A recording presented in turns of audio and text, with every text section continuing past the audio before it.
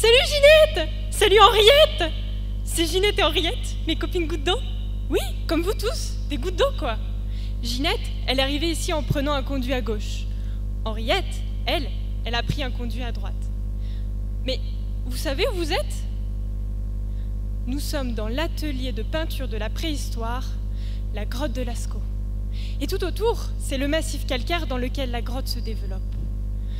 Tout ça, le massif, la grotte et les conduits, c'est ce qu'on appelle le karst. Le problème, c'est qu'on ne connaît pas grand-chose des conduits. On ne sait pas exactement où ils sont, et en plus ils sont pleins d'un matériau, comme du sable ou de l'argile, on ne sait pas. Tout ce qu'on sait, c'est qu'ils laissent passer Ginette, Henriette et vous toutes gouttes d'eau jusque dans la grotte. Pendant ma thèse en géophysique, je dois répondre à 3 questions. Où sont les conduits? Quand l'eau va-t-elle arriver dans la grotte? Et enfin, quels sont les matériaux qui remplissent les conduits? Pardon, Ginette, tu dis? Ben Cécile, t'as qu'à creuser, tu verras bien ce qu'il y a. Ben oui, mais non, Ginette, je peux pas creuser. C'est la grotte de Lascaux, classée au patrimoine mondial de l'humanité à l'UNESCO. Intouchable. Tout ce que j'ai, ce sont des échantillons qui ont été prélevés dans le massif autour de la grotte dans les années 60-70.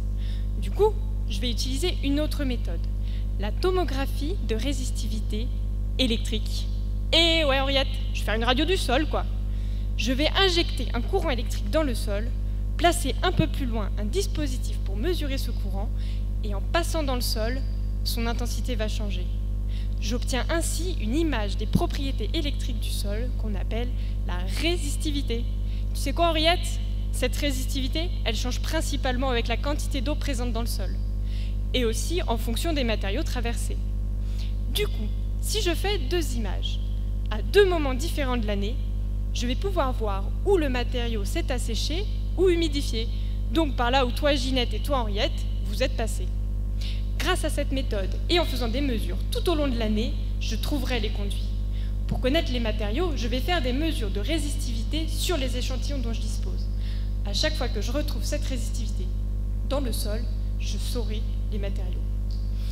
Et pour connaître ces matériaux sous toute leur couture, je vais en plus les analyser au microscope. J'en connaîtrai ainsi leur chimie et leur structure au nanomètre. Je saurai alors aussi comment ils vont réagir avec Ginette et Henriette et si cela risque d'abîmer la grotte.